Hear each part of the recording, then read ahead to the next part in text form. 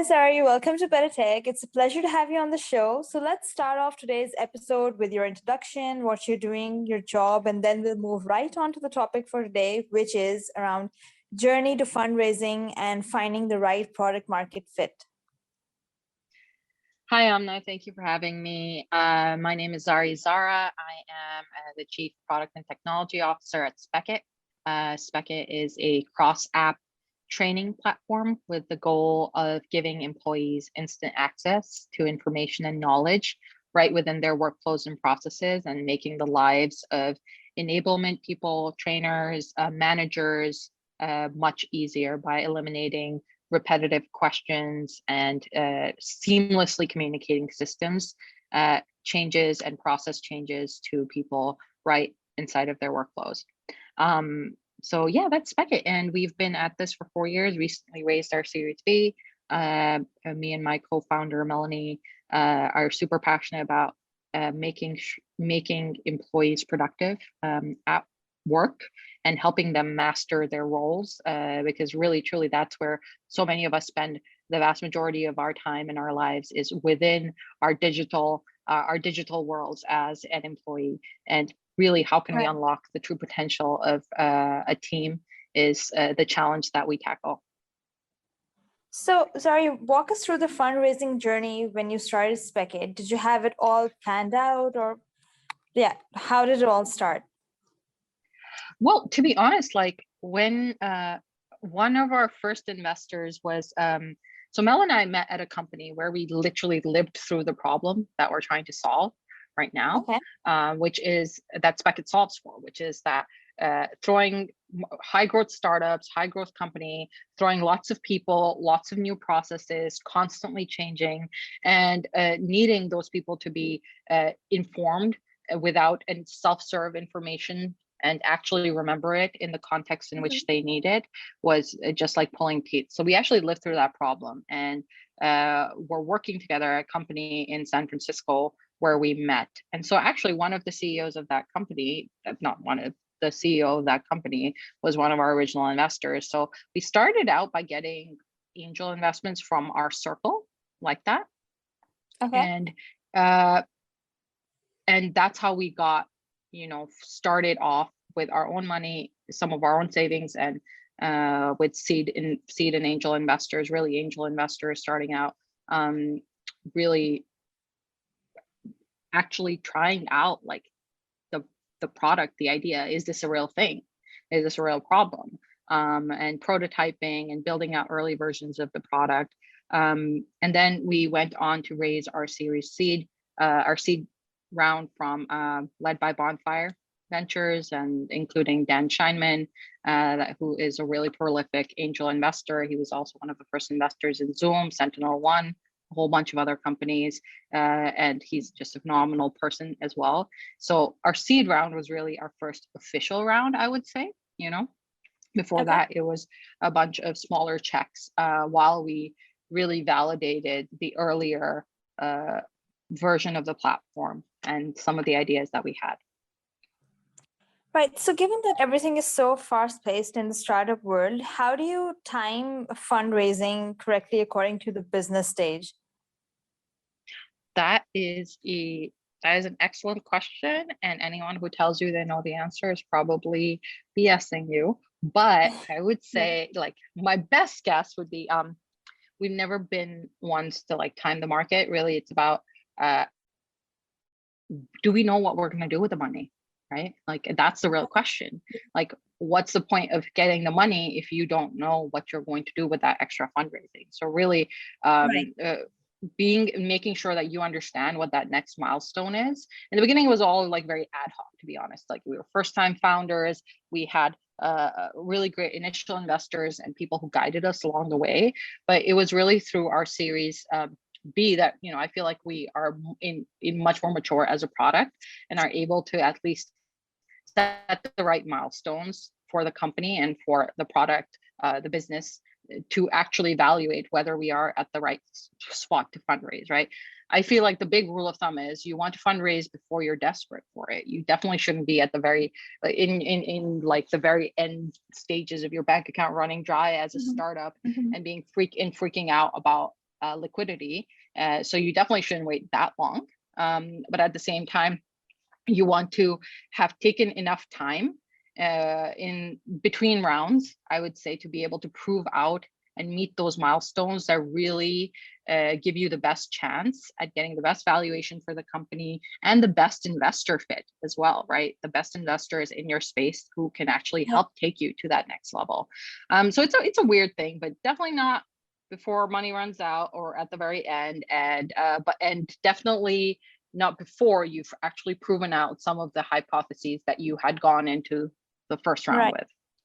Yeah. So this ties into my next question, which is, do entrepreneurs need to raise more money than they think they need? And is there even such a thing as raising too much money? I would say yes, depends on who you are, right? I would say yes, there is such a thing as raising too much money, because getting a ton of money is great, but again, it goes back to what I was saying earlier. Like, what are you going to do with it? Right? Like, what are you doing with this money? If it's money just sitting there that you don't know how to deploy properly, right? So it's all you about come up with having a indigestion. plan. It's about having a plan, exactly. Right. And the people in place to execute that plan, because depends on money. You can have all the money in the world, but unless you have the right people in place to actually go spend that money in a productive way, right? What are you going to do with that money, right? You need the right leadership. I think that has been the biggest lesson. If you have the right leadership in place to be able to go deploy that money and actually tackle that, that would be great. I mean, obviously there's exceptions to this, right? There's companies that actually need, that are capital heavy, right? Like if you are in some sort of, I don't know, like fintech, logistics, there's certain models where you need more deployment or heavy upfront capital deployments, right? Physical hardware would be another one. But for, I would say a SaaS company like ours, like I don't think that it's in the benefit of the existing stakeholders to raise so much more money than you can actually productively deploy, because what's going to happen when, like, well, though you should always raise more than you initially think you need and buffer enough, because ultimately reality is that you end up spending a little bit more than you thought, because plans are always, you can't predict for the market. So you want to have a buffer just like you do in any other plan, but I wouldn't say that it's always, there's no such thing as too much, because you're diluting the existing stakeholders. You're creating like what, indigestion, more or less, which is like so much money, and an attitude of let's just hire all the people in the world without actually making them productive, which again doesn't really get you much. In fact, sometimes it actually decreases productivity, right? So and we often see that. So just curious to know, so when that, if you have raised like extra money, right, wouldn't that, as you said, create a buffer to be used in like later stages if you run into some problems later on? Wouldn't that be a good thing then, to have raised some extra money? I think a buffer is great, right? But to your question of, is there such a thing as too much money? Yes, absolutely there is, because if you've raised a ton of money, you've probably diluted yourself more than you need to, right? Unless you have a very clear plan for what you're going to do with it. So there's one buffer, having a buffer, absolutely, right? You should absolutely have that. But just taking all the money that's thrown at you, right? Especially in hot markets, is probably going to mean more pressure to hit an even more aggressive goals and even tighter timelines, because now you have the money. Now money is no longer an excuse. So unless you really know how to, unless you're fairly confident that you can put that money or that capital to good use, right? I think just raising more for the sake of raising more is actually doing a disservice to the existing stakeholders, including yourself as founders, and diluting you most likely more than you want. Makes sense. So tell us what is the product market fit and why is it so important? I don't know what a product market fit is. I feel like it's different for every product. So to me, so what's an approach that you guys at Spekit followed? That's a great question. It's a great question because it's a tricky one, and everyone will give you a different answer that will hopefully give you a data point to think about. For us, I would say, or in general, I would say for us, the product market fit is when we know who it is. We know exactly who it is that our product is trying to solve for, right? We know that when you really have, and you have like actual like traction and money coming in, that validates that. So personally, I think I like to think of product market fit as our existing users buying more, and new customers that fit the same profile, right? Knowing which profile to go after, that makes, for whom our product is a necessity, right? So can you find people? Can you narrow down a profile? You're not just Right. throwing things at the wall. Can you narrow, is there a clear profile of a buyer, right, who wants to buy your product?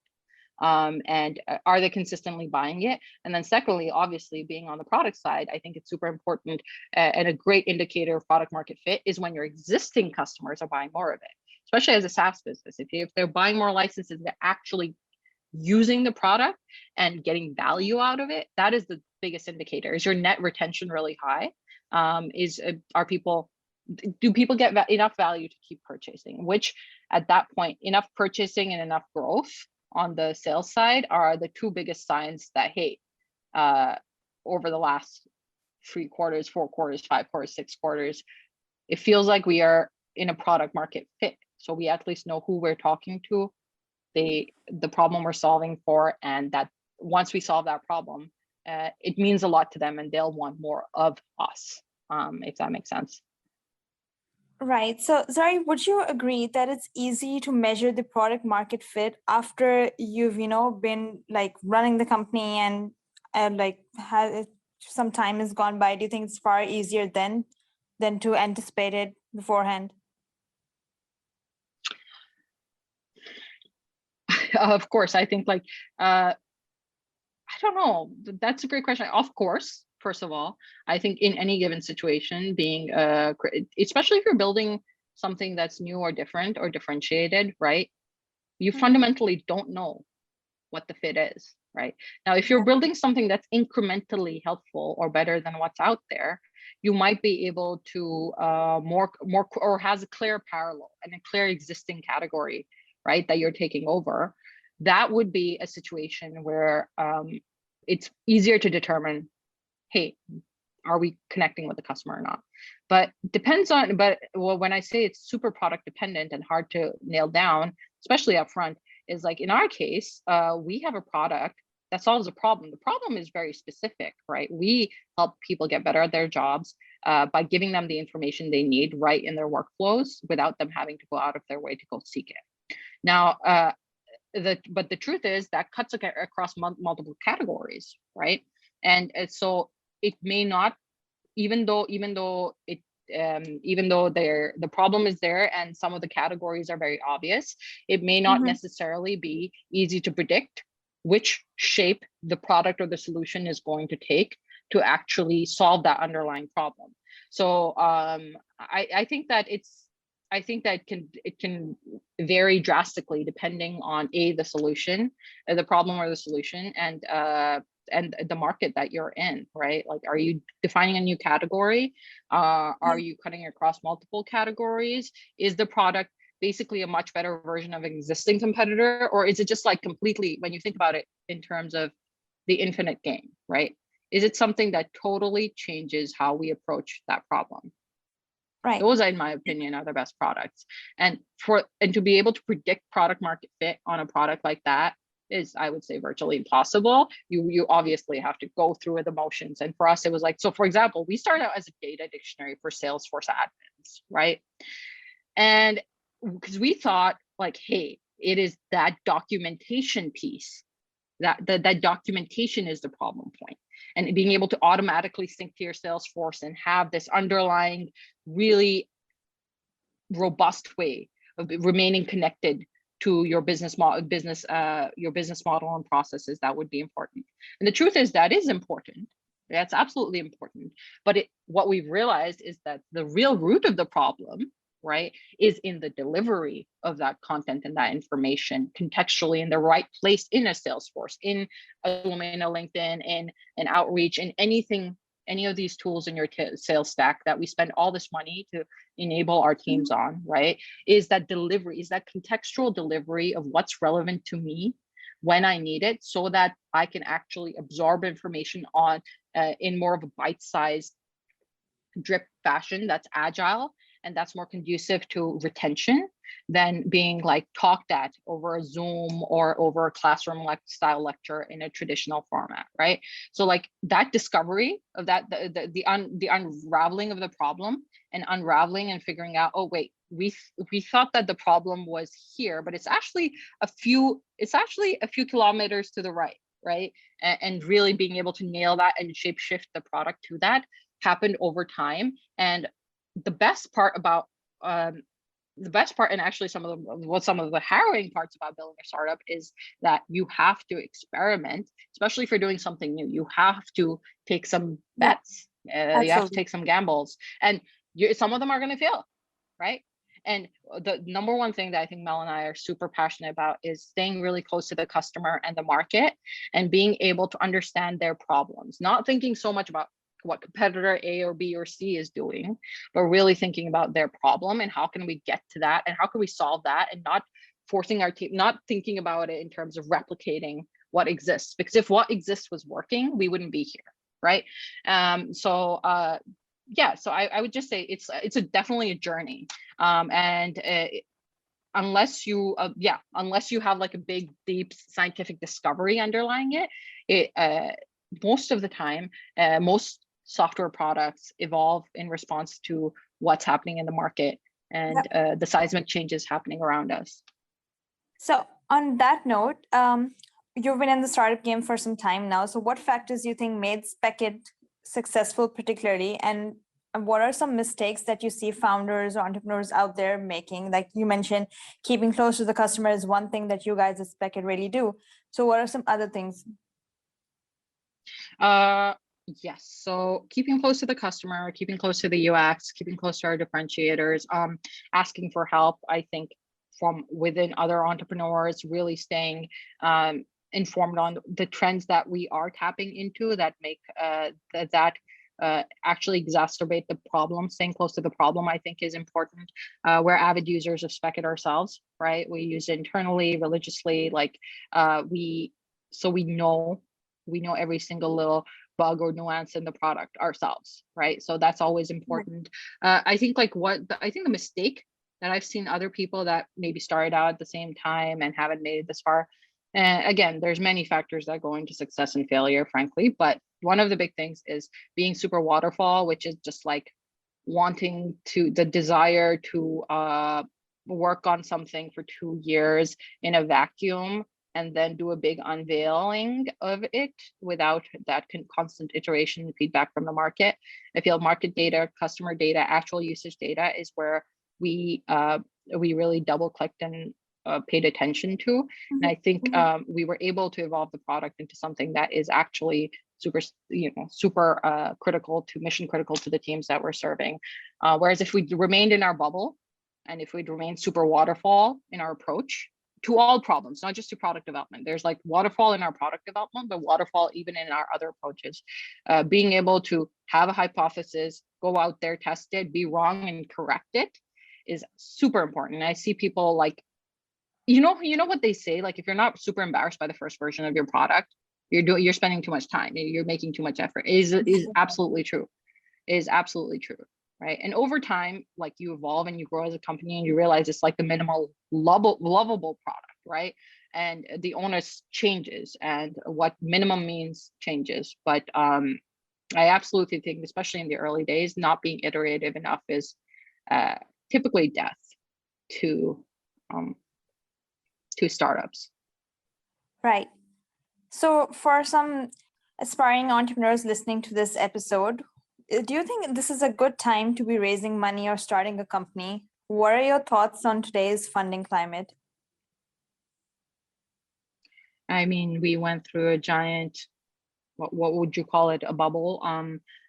Some of it still persists, and some of it is obviously going to see a contraction based on the public markets, right? And the impact of that trickling down and the conflict in Ukraine. So, but that's not how startups actually start, right? The real question is the problem that you're solving for, is there a market for the problem that you're solving for? Because that the market could exist today, and it could actually be today could be the best time to launch the product or the startup that that is, for example, counter cyclical, or that helps people particularly in situations like this, right? So there's I don't know if there's a wrong time. I don't know if there's necessarily a good way to answer this question, I guess.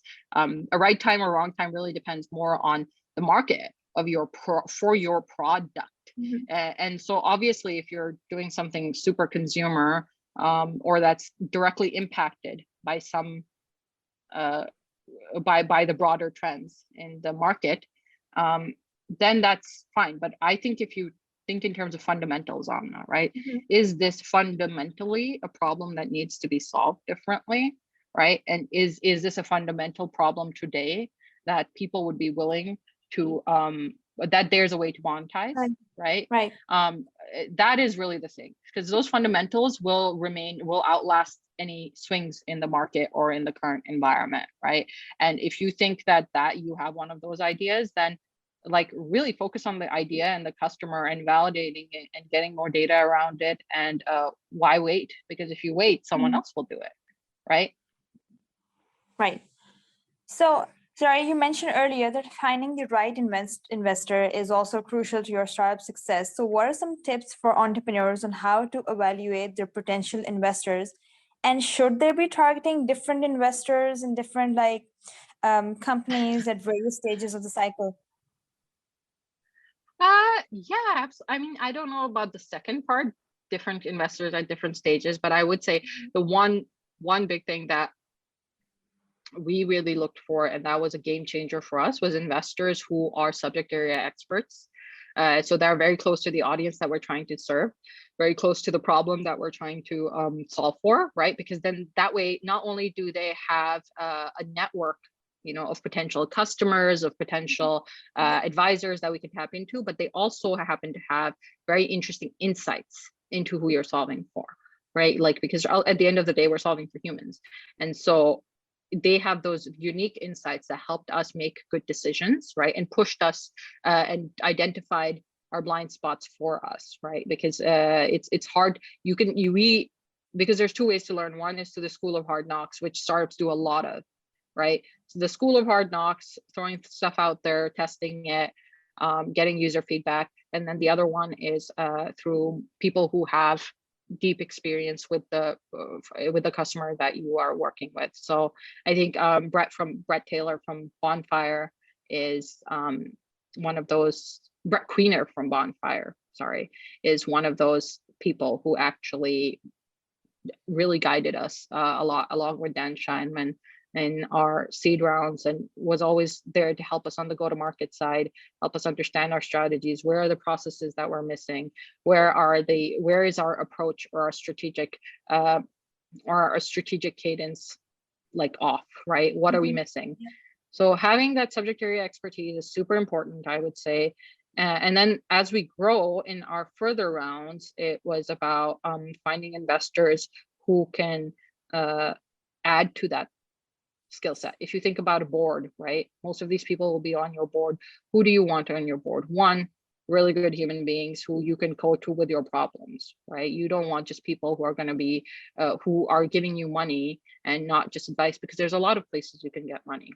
These are people who you want to be able to openly discuss problems and address them, rather than letting them sit and simmer and implode and hurt the business and, just like fester, which was counterproductive to the business. And so making sure that there are people that you jive with, and then that there's different, over time, there's not just subject area experts, there's different expertise that's added. So like product expertise, people who are really, really good at SaaS and B2B. So Craft Ventures and Felices, who joined us in this last round, they are one of the best SaaS investors out there, right? So they have an expertise in SaaS in particular, which is another skill set that we've added sort of to our board. And so that's how we've thought about it. I think those are super critical things. Right.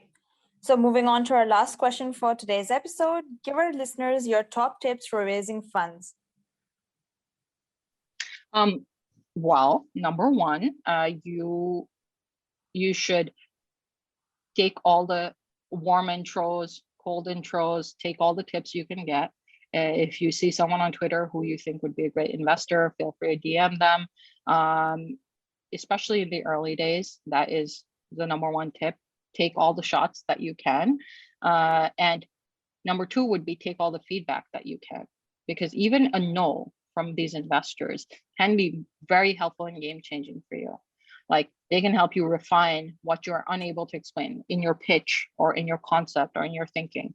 So use every opportunity to get even a no from investors, to get a referral, a client referral, or some improvement to your underlying pitch, which is what we did, especially in the early days when we weren't able to vocalize or verbalize what we were doing well. So take all the shots you can, number one. Number two, always walk away with some feedback or improvement to your pitch or understanding of how you could be pitching better. And number three, I think, like what I just said, which is making sure you are fundraising with enough buffer to outlast you, so that you're not doing it last minute. These things take time, right? Finding the right people takes time. I mean, obviously, like our last round was incredibly quick, so it can pass by in a flurry as well, but you always want to plan for it taking more time, just so you can find the exact right partner for you in terms of the value they add to your board, because they're going to be part of your team effectively going forward. So would you hire them? Are they actually going to bring more than just that paycheck, that, investment check? And because that will determine whether everyone's equity is worth anything or not. So I think those three things are the most important things to think about. Right. Those are certainly some valuable. Yeah. Mhm. You have more?